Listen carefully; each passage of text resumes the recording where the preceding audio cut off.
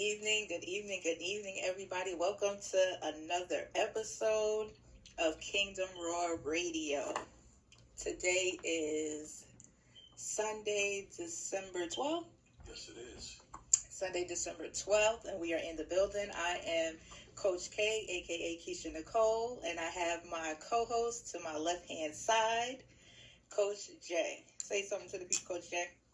Good morning, good afternoon, good evening, wherever you are, whatever time zone or whatever country you're in. How is everybody?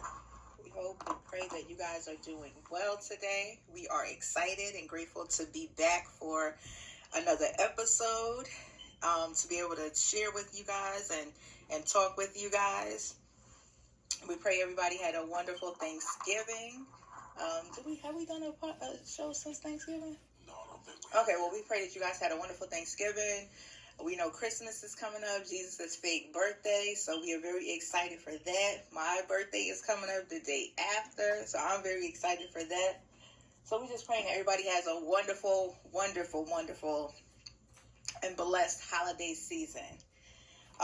So yes, if you guys need to get in contact with us, as always, and don't forget, subscribe to the channel, like, share, follow, subscribe, all of that good stuff. Don't forget to email us and send comments to kingdomroarradio@gmail.com. Again, that's kingdomroarradio@gmail.com. And as always, you guys know that we are recovery support peer specialists. I am a mental health peer specialist. We're counselors. I'm also a peer specialist supervisor, all certified by the state of Texas. So if you need some individual assistance, counseling, or coaching, feel free to hit us up at www.kingdomrecoverycoaching.com. Okay, so let's just get into this episode, guys. So I wanted to just talk and share on a topic that I don't think anybody really talks about or brings up. And it came from myself and Coach Jay having a conversation in the kitchen last week. I don't know, we were in there cooking or something. And somehow or another, we got on the topic of grieving mothers. Well, how people grieve. They can grieve the loss of their mother even though, at the holiday time, even though their mother is still alive. I think that's something that it is a real thing and people don't talk about it. And I know where it came from. It came from me seeing so many Facebook posts on my timeline of people, who are still grieving the loss of a relative or a loved one at this holiday time, and especially their moms. And while I do, feel empathetic towards them, I can't sympathize because, my mother is still living, but I can't empathize. I feel empathy towards them. I said, wow, it's so interesting how no one talks about the grief or maybe the hurt or pain that one experiences at holiday time. When they don't have a relationship with their mom, or they cannot have a relationship with their mother because their mother is so toxic, or she is, evil, or she's a high-ranking demon worker of iniquity. And you just can't be in a relationship with that person. You just cannot be in a relationship with that person because they're so evil, they're so toxic, they're just a messed up person due to their own hurt, trauma, and pain that they haven't dealt with. But that's another podcast for another day. But, and I said, people don't talk about that. And I understand that, I used to experience that because it sucks when the holidays are here or they're coming. And you would expect or think that, family, and a lot of families are gathering. They're traveling to see one another. They're having dinners together. They're laughing, joking, playing games and cards, which is something that my family once did, or my DNA group rather, once did at, once upon a time. Unfortunately, it was under false pretenses, but still, it happened, right? And so that was a great time. Those were great experiences, let me say, at the holidays, when we all were together in the same space, just cutting the rug, cutting the fool, playing, laughing, joking, playing cards, games, whatever, breaking on each other, whatever have you. And then, things happen to where you have to break connections and separate yourself and several relationships with those in your DNA group, and especially your mother or your parents, because it just becomes too much. And so now for me, holiday time really means me, my husband, and my children. That's it. There's no family, there's no friends, there's no DNA, no relatives, there's nobody. It's just us. Literally, it's just the six of us, because my oldest daughter lives in New York. Well, she now lives in New York anyway. And so now it's just the six of us. And so let me ask you a question. Oh yeah, sure. Go ahead, Coach. How has that affected you? Basically grieving the loss of your parents around the holidays, even though they are still alive. And when did it affect you? When did it start? Oh, sipping on some cocoa, guys. How and when? Sipping on some cocoa. It's good too. It's homemade. Sure is. But so I don't. You know what? It doesn't bother me anymore. But those last few years of us living here in Houston, and me having to grieve the loss of that relationship, because I've lost all hope that it's going to ever be repaired or whatever. It has affected me greatly, because I can't just pick up the phone and call my mom and be like, hey, what you cooking? What y'all eating? Or y'all coming to Houston? My relatives have not even been here in 8 years. They haven't even been here to see how I'm living. You know what I'm saying? Or see if I'm okay, or where I live, or any of that stuff. That hasn't even been on my turf. I had to constantly keep going back to Atlanta. But it's affecting me in a way that I can't call my mom. You know what I'm saying? I cannot call her and say, hey, are you FaceTime? Well, I don't even know if she has an iPhone. She probably doesn't.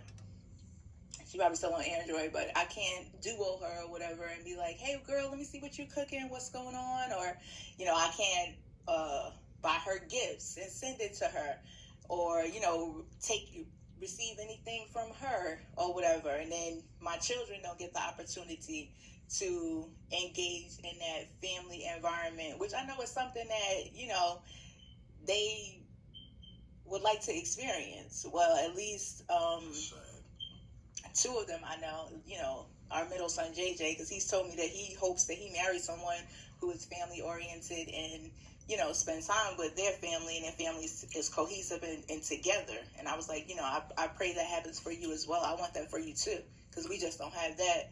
He doesn't have it, rather, on his maternal nor his paternal sides of the family.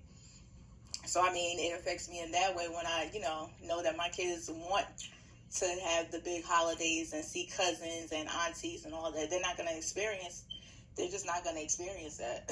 Unfortunately, maybe their children will, because we're creating a new bloodline, and we're creating new traditions and a new holiday vibe, and within our family, that we're going to continue to carry out through our bloodlines with our grandchildren, so forth and so on. But they're not going to experience that, unfortunately. So that hurts too. It's because it's never, I know it. I just know it's never going to be right. It's never going to be family oriented, true family with love, support, and honesty and respect, without the envy and the jealousy and the lies and the backbiting and, the devious stuff and this one trying to play this one and manipulation and control. It's never going to not be that way. And I really, really, truly accepted that. But it hurts that, my kids are not going to experience that. That they haven't had the opportunity to experience true family, where everything is good and on the up and up. And I realized I was grieving. I think that was the second part of your question. Yeah. When did you realize this? Probably 2017, to be quite honest with you. That year that the fake reconciliation between me and my mom happened, I realized that it wasn't real. She just wanted to try to shut my mouth from telling my story and my testimony. So probably 2017 is when I realized, like,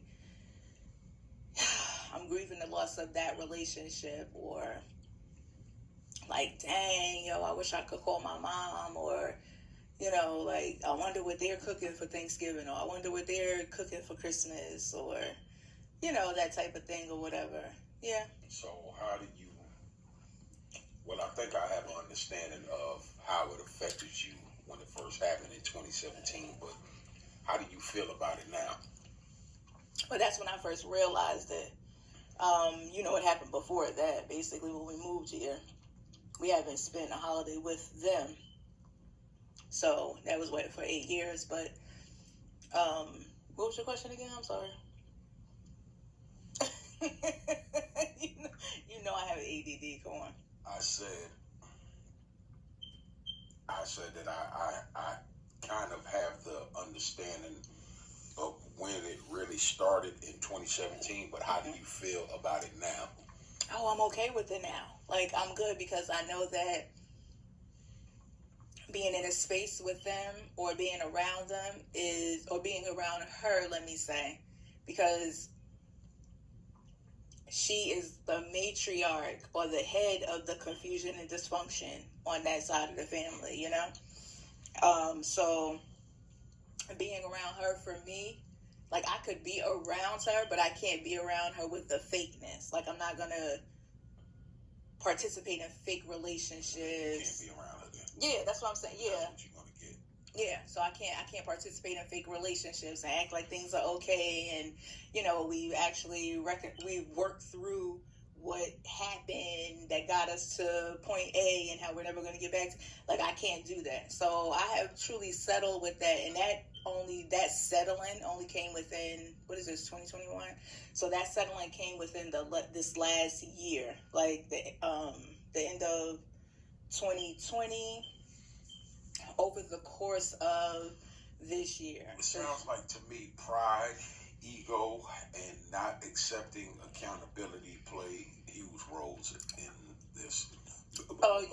What I mean by it is you saying how you can't do the fakeness, because for some strange reason, the people in your family, I see a lot of I've been around over 2 decades, and I see a lot of mistreatment towards you, others, and the other people. Nobody wants to sit down and talk about how they wronged somebody, and then certain people don't want to talk about how they got done wrong.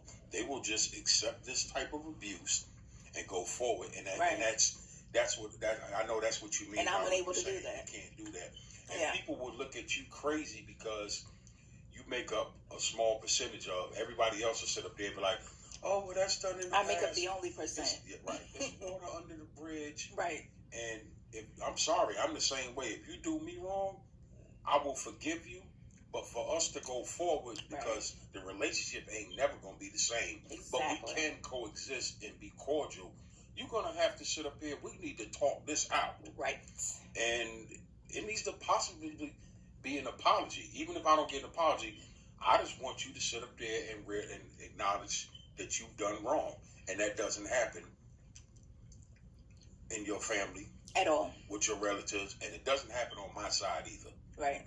And I'm unable to participate in those types of relationships where people don't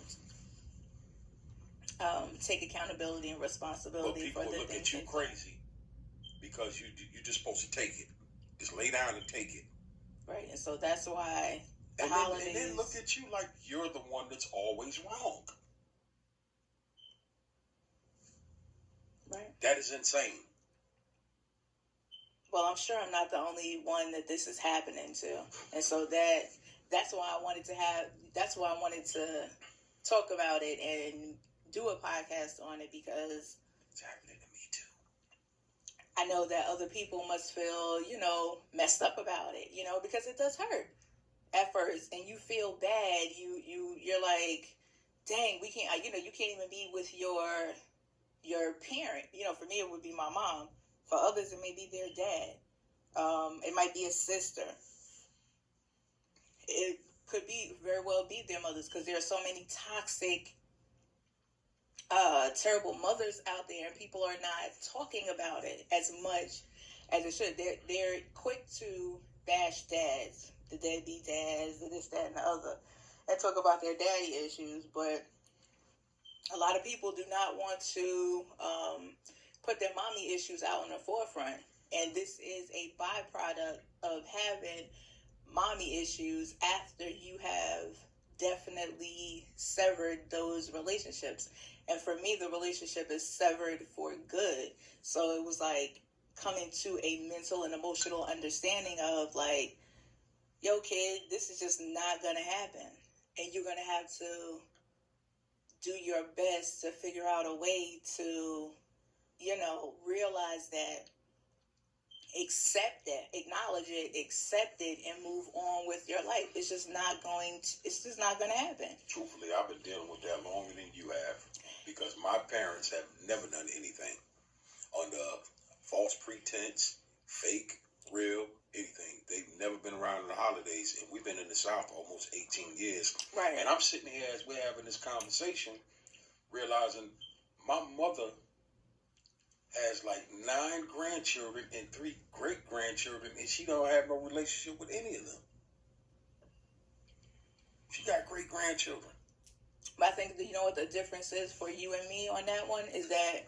Go ahead. I already know, but go ahead. Your side, though, y'all have never had, like, family Christmases. Not as long as I've been around. 24, 25 years. Y'all have never had, like, family Christmases or family holidays where y'all were together, like, every single holiday, see? Not since I was about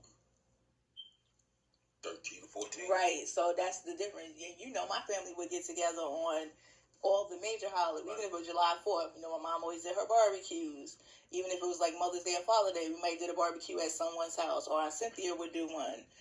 Definitely Thanksgiving and Christmas, Mama would always cook big, and everybody would come over, and lounge out on the floor. We'd be in our pajamas and stuff like that. And then that ended. We were up there. We were living in Georgia with kids still doing that. And the messed up thing about it is, folks, like Keisha was saying, her family used to have that. Right. It was under false pretenses. And my family didn't have that. So when when her and I got together 20-something years ago, I got used to her family being my family. Mm-hmm. Even though it was under false pretense, but I was like, wow, this is cool, because I'm seeing from them, and I'm getting from them what I was getting when I was younger, and now we don't get it no more at all, right? So it's like, I'm like, wow. So it's like I would equate it to, and I've never been divorced, but I think it might be like equatable to or equal to maybe someone getting divorced. Because I've heard people who've gotten divorced say that their divorce was like a death. Like they grieved that separation or that loss of marriage, like something had died or whatever. So to me, it seems like something has died. It seems to me like something has died because it's not ever coming back. It's like losing a person. They're never coming back. So you just have their pictures or the memories that you share with that person, or maybe some items of theirs to remember them by. It's not coming back, and I know that. And that's not to say that God cannot mend things. God cannot heal and fix and deliver people. No, absolutely, that's not what I'm saying. But I'm saying for me, the way I'm choosing to live my life and the path that I'm on and the call that's on my life and the plan and the purpose that God has for me, I know that those connections will never be for me again. I'm not saying that it won't be for someone else. I just know for me, certain things cannot even be in my life anymore, where God is taking me. I've had to cut off so much stuff and leave so many people and so many things behind. Even certain ways that I live my life, And if I want to really live out my destiny and my purpose, which I'm really aware of why I was created in the first place and what my purpose is, if I really want to access it, in the ways and on the level that God has for me, certain things just can't live in my life, and certain people can't live in my life. Though, like I said, those connections and relationships have to die, but that doesn't mean that I can't be on good terms with people or be amicable with people and things of that nature. No, it doesn't mean that. But I know for me, I've had to grieve a lot of stuff, especially over the last year. A lot of relationships. And seriously, they're just not coming back. And like I just said again, that doesn't mean I can't say hi when I see him in the street, or maybe even go out to dinner or something, if we could get back on good terms and they can understand like what they did wrong and come to take accountability for the things they've done and said. That doesn't mean that, but it means that the relationships that we once had, the connections or whatever closeness, that will never be again. It's grieving a loss, but God can help you get through that. Like, that's been my saving grace. Like, the Lord just coming through, telling me, like, you know what I'm saying? Like, even though I've asked you to give up some things and some people, and some things and some people you've had to let go, like, I have more for you. I have better for you. It don't be looking that way a lot of times, and it don't be feeling that way, because so every now and then you do think about like what you lost or what's not there. You be like, oh dang, but you can't get stuck there. You know what I'm saying? Like, you can't allow yourself to mentally and emotionally get stuck there. And then the other piece of it is, I need to have peace in my life. Like, it's a requirement that I have peace in my life. I deal with so much spiritual warfare and so much demonic stuff, just being prophetic and being a prophet, that I can't even put anything or allow anything in my space that's going to bring uneasiness, not willingly, not knowingly, because some of that's going to come from me anyway because of who I am. You know what I'm saying? So I'm not going to bring more and put more of it on my plate. Like, that's crazy. No, I need my peace. It might bother me more than it bothers you, because, like I said, I've been used to me and my relatives not having no family Christmas thing for over 3 decades. Right. Then you get thrown into our mix, and then it gets given to you and then snatched away. Right. So it's like, I'm like, damn. But there is a reason, and it still bothers me, because I don't know if you know it, but you probably heard me say it, because you've been accepted the fact that things weren't going to be the same. But every now and then you would hear me say, and you probably think I'm crazy, or maybe you don't, I wish that you and your mother and your sisters could be close. Oh, yeah. And I used to say again, but then I had to realize, when you would say y'all were never close, I had to look at it. And this is before I started getting in tune with the Holy Spirit. Like, why is she saying that? Because I remember when they were close, but y'all wasn't close because it was under false pretense. Right. We were just together. That's what I realized. We were together, not close. And then I was even telling myself that, well, that's better than nothing. No, it's not better than nothing. Because that is being fake. And it's not real relationships. Right. No, when people can like really lie on you, stab you in the back, and do some of the most what I would say heinous acts to you. We can't break bread together at the table. We know a lot of people that look at it like they're family though, and some people don't mind. They've been being abused for so long that they think that that's normal. And that's not normal. Right, and especially when it comes to a person's mother. They think that you're supposed to just lay down and eat shit, and I'm not about to do that. You know what I'm saying? Just like they say, oh, well, you only have one mother. Well, my mother only has one me. And I've been saying that, and I'm going to continue to say that. That's what it's because that annoys me at Mother's Day. Oh, love your mother. You only get one. Nothing like a mother's love. Yeah, there's something like a mother's love. God's love. It's greater and it's better. People only look at the Bible in one way where it's beneficial to them, or where they only know that one scripture: honor thy mother and father, and thy days shall be long. I don't think it's even people looking at the Bible though. I think it's that. I'm going somewhere with this. Oh. But what about the scripture where it says, hold that thought, because I know you got that going on, where it says parents should not be provoke their children to anger. Nobody never says anything about that. When you have parents that will provoke their children, like the way I've seen you been done, and you have never disrespected or dishonored your mother. No. But I've seen it done. It's been done to me. But go ahead. I was saying I don't think it has anything to do with the Bible though at all, because some people don't even believe the Bible or read their Bible. But they claim to follow God. But that's another podcast. I think that people look at mothers in one way. They look at dad. Again, we get back to the daddy issues. The baby daddy, deadbeat dads. You know, you hear so many people harp on dads.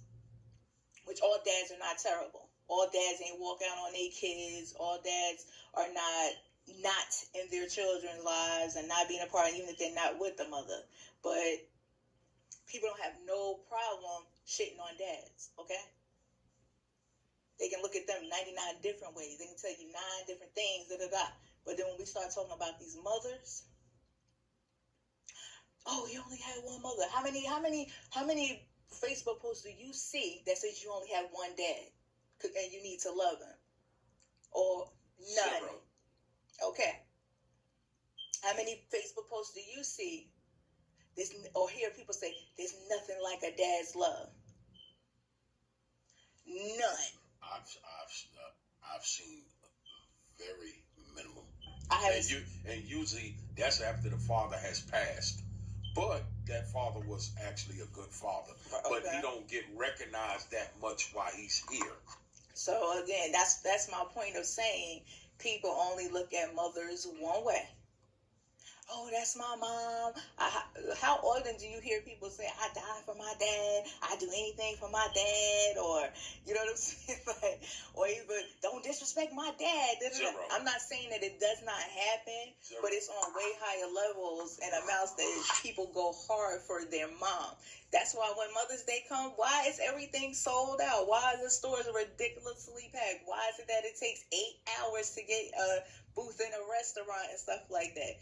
Is it to the same level and capacity on Father's Day? No, it's not. Absolutely. Let's just be real. Let's keep it 100. No, it's not. And then the sad thing about it is, jokingly, women sit up there and some of them say that I'm a mother and a father, but that's somewhere else. Right, that's a whole other thing. But no, so that even adds to my point of people only, and I'm going to say most people because I don't ever want to generalize on no topic. Most people only look at moms one way, period, point blank. Which is hard, which is baffling to me, because you have a lot of moms out there that constantly that are shitty moms, and they're showing it all on TikTok. They're showing it on Snapchat. They're showing it on Facebook, Instagram. They like our age, 40s, 30s, some 50s, talking about hot girl summer, but they still and doing things with their daughter as if that's their friend, but they still get recognized as. Okay, bottom line, it's a lot of shitty moms out there, period. Okay? Period. It's a lot of shitty moms out there, period. And people don't want to really acknowledge it or speak on it or recognize it. And so when you cannot be in relationship with your shitty mom, period, and nobody wants to say it. Nobody don't want to say mom didn't do her job. My mom wasn't. No, not many people. Forgive me for that. I'm taking back nobody. Not many people want to say it and put that out there. But it's reality. It's a reality for a lot of us, okay? It's a reality for a lot of us. Now, hold on. Let me ask you this question. Are you talking about the shitty moms that actually raised their children with no father around, or you talking about the shitty moms that had a man or husband in the house? I'm talking about a shitty mom. A shitty mom is a shitty mom. You know what I'm saying? My point is, a lot of time these mothers that are shitty moms look like a freaking hero. Yeah, they look like a hero until you get to be 30-something years old and you start recognizing the truth, or you done went through some therapy, and then your therapist or whoever is telling you, well, that's not normal, right? Mm-hmm. But to that person, they think that shitty mom behavior is normal because that's all they know. Right. That's all they've seen. And I was one of them. That's why or they have 3 or 4 or 5 friends who in similar situations. So that's like the neighborhood theme or the community. You know what I'm saying? Until they get outside of that or whatever, they don't realize, like, this is not the norm. Like, this is trauma bonding. Yeah, trauma bonding, and this is not normal. Like, you know what I'm saying? So then they realize, like, wow, I had a shitty mom, or my mom was a hoe, or this and the other. And I'm kind of getting off the topic, but I just want to bring those points to the forefront. So, at any rate, though, but I understand. So, but at any rate, that's why I just wanted to bring this subject and this topic to the forefront of when you do grieve the loss of the relationship with your shitty mom. Let's put it out there. And that's another thing. People don't want to tell the truth. You know what I'm saying? Because that hurts. It hurts when you look back on your childhood and you think about the things that your mom did or didn't do. And you're like, dang, my mom had 16 boyfriends, you know, from the time I was in 5th grade to 7th grade. My mom was a hoe. Are you talking about my mother? No. I'm just kidding, y'all. I'm just kidding, but I ain't kidding. I'm just giving an example of an adult person, like 35 to 40, having a realization moment and coming to a truth moment. But as a kid, you didn't realize that your mom was basically a hoe, sleeping with everybody for whatever reason, get her rent, pay her car, whatever. But that's what it was. But if we're being honest and truthful, that's what it was. But people are you don't want to come to that realization and sit down with yourself and be like, dang, my mom was effed up. Like, she treated me like this, or she wasn't there for this, that, and the other. Like, nobody wants to, because that hurts.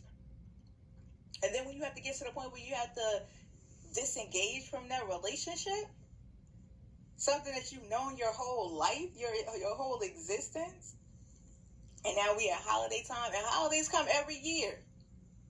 So every year it's a repeat of this same trauma, the same hurt, the same pain, the loss of not being able to be with that parent. Just like when someone dies, you know what I'm saying? I'm gonna go even deeper than that. Now, it's a damn shame when you don't even have to tell your children about their grandparents or grandmothers or whatever.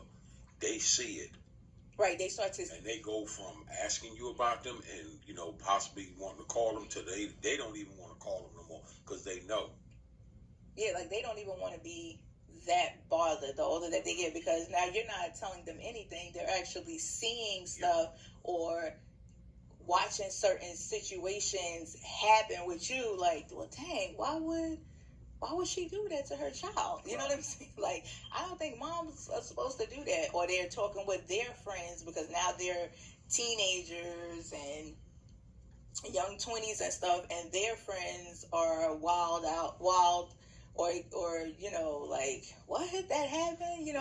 So now they are learning from people, like, again, they're coming out their bubble. This is not normal.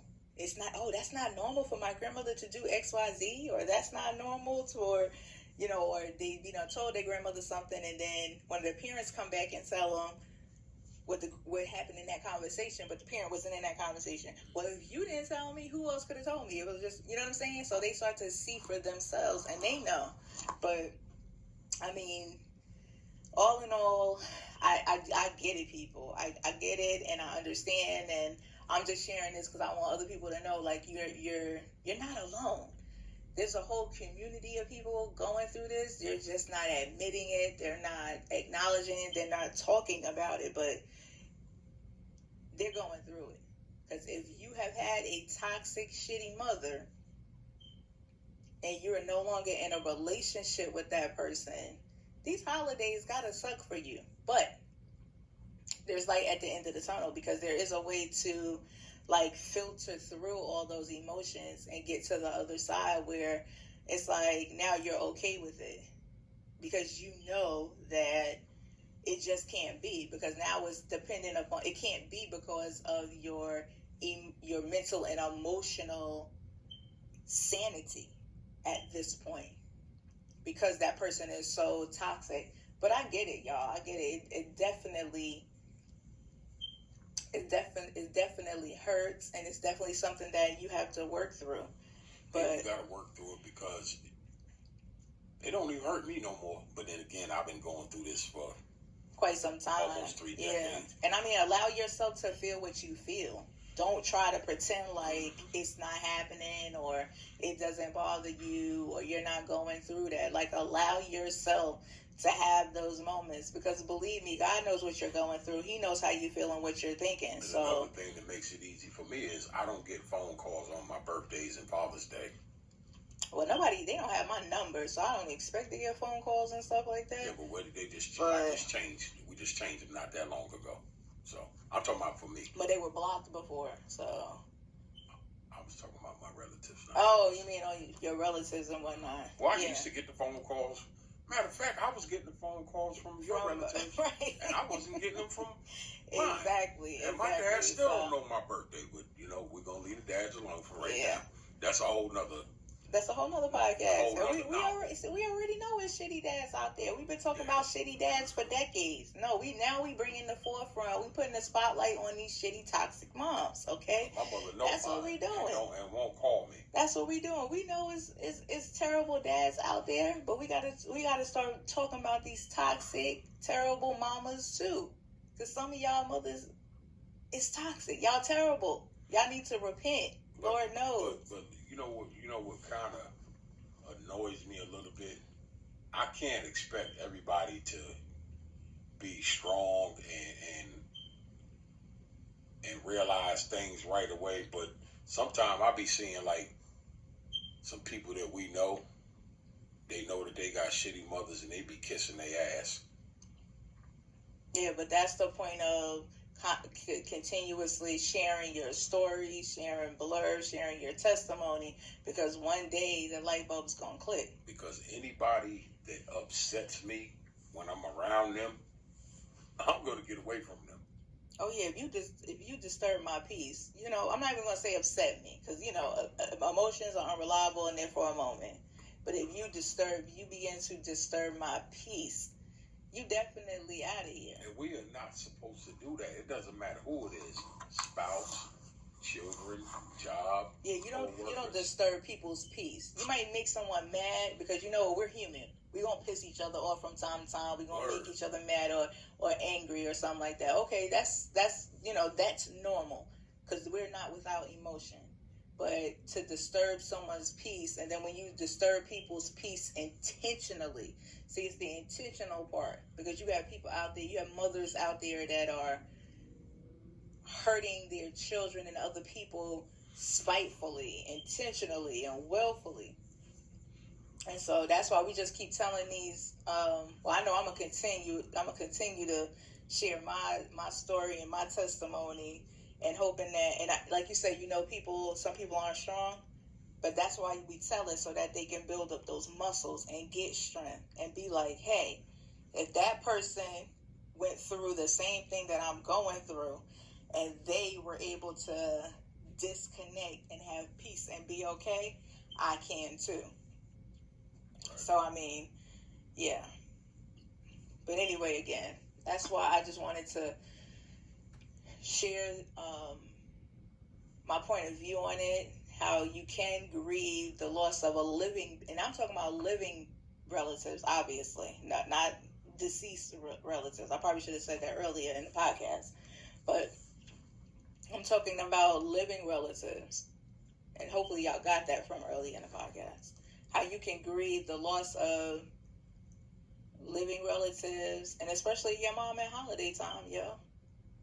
it can suck. It doesn't suck for me no more. Like I told you, I'm good. Like I already know this is what it's gonna be, and the fact that I have peace, and I don't have people around me like drinking, and not regular fun holiday drinking, but I mean like sloppy, loud, drunk type of drinking. You know what I'm saying? Where you just get a headache your day on self. And it's bad because they're self-medicating to basically ease their pain and not deal with their stuff, but it's affecting other people around them because you're very sloppy, you get touchy, you get feely, you're spitting. You start making promises you know you ain't gonna keep, and you know you get these fake dear emotions and get all emotional. You love everybody. Like, man, stop it. You're my favorite. You know what I'm saying? Yeah. So, yeah. So not that part is good, not having that around or whatever. But even though, like I said, we just experienced, we just celebrated Thanksgiving, and it was just the 6 of us. And man, it was real peaceful. It was real low key. We ate, cleaned up the kitchen, chilled out. Everybody had their little snack plate for later. We watched TV or podcast, YouTube, whatever, most of the time downstairs.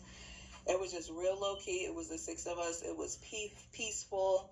It wasn't no BS. You know, it wasn't all the fake and phony, you know, and all the drinking and all this other crap that could, you know, go on at the more family functions. Because I know my relatives cannot have a function without alcohol.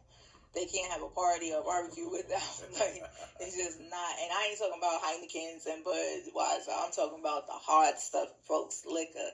You know what I'm saying? So, and honestly, even when we were, like, we could go weeks and months without having a margarita or a drink or something like that, have barbecue night.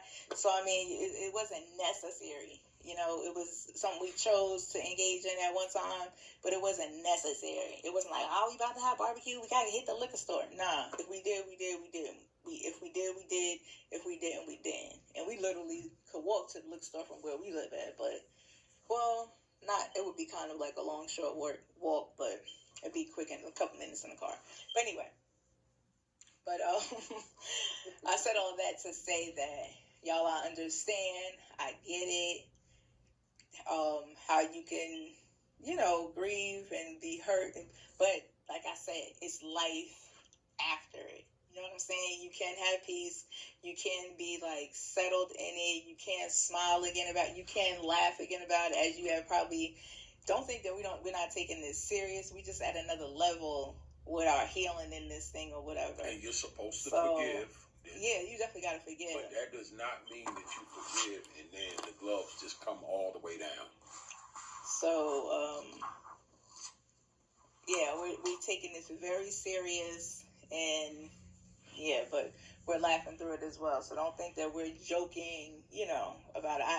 I know that it's a serious situation, and I know a lot of people are probably going through it. So that's why I wanted to talk about it.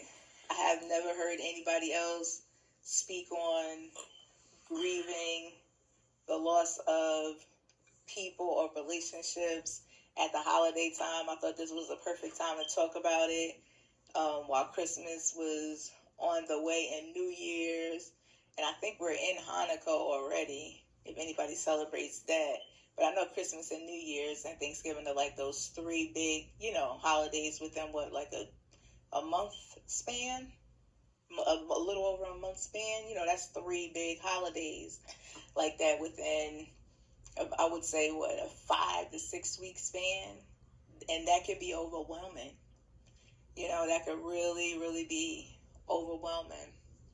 And it can trigger a lot of memories for a person. It can trigger a lot of emotions. But again, allow yourself to experience and feel whatever it is that you're feeling. If you need to cry, cry.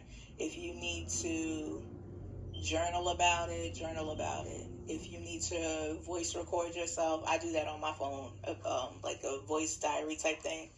Voice record yourself, but release those emotions, release those words, however you need to, because you don't want that stuff to get pent up and built up on the inside. Pray, ask God to help you with it, ask him to remove anything from your heart, because you may go through a period of where you resent the fact of you not being with them, or you might even get to the point where you might feel some hatred or something like that. But ask the Lord to help you with that. You know what I'm saying? Ask him to give you the strength to get through that. Ask him to help you to take away those negative emotions and those negative feelings that you might be feeling and experiencing, and ask him to give you peace and joy and understanding on this road or whatever. So, but for you guys, I pray God's healing over your heart, over your mind, over every area of your life, especially as it relates to this. I pray for those of you who are dealing with a toxic parent, and especially a toxic mother, because I think toxic mothers are worse than absent parents. I really do. And I was going to bring that up earlier. Well, we have to do another podcast on that, but I was going to ask that. Yeah, I do. I believe that toxic mothers are worse than absent parents. I really do. I was kind of going to lead up to that when I was talking about the mom being the hero thing. I experienced that, and that's just my own belief. You don't have to agree with it. It's, whatever. But you're just different. Hey, I'm pretty sure there's people out there that, agree with me on that. That's going to be an episode. That's going to be another podcast episode. Yeah, because... Might be a short one. Yeah, because it almost makes you wonder, okay, now, boom, I had this shitty mother. My dad wasn't around. Would it have been better if I'd have been with my dad? But that's a whole nother podcast. Yes, that's a whole nother podcast. Yeah. I see where you're going with that. So, like I said, I pray healing. I pray that you get delivered from whatever mental and emotional distress that these holidays will bring you while you're going through this period of your life. Again, like, share, and subscribe to the podcast. If you need to reach out to me or Coach Jay, email us at Kingdomroarradio@gmail.com. If you need more one-on-one assistance with some mental and emotional issues and trauma, you can hit me up at www.kingdomrecoverycoaching.com. And we just thank you guys for being here with us. We thank y'all for listening. We thank you for subscribing, for liking, for sharing. Share this podcast with someone else that you think may need to hear it. And so we pray that you guys have a wonderful holiday, a wonderful week. And I pray that God answers a prayer for you this week. Peace. Peace.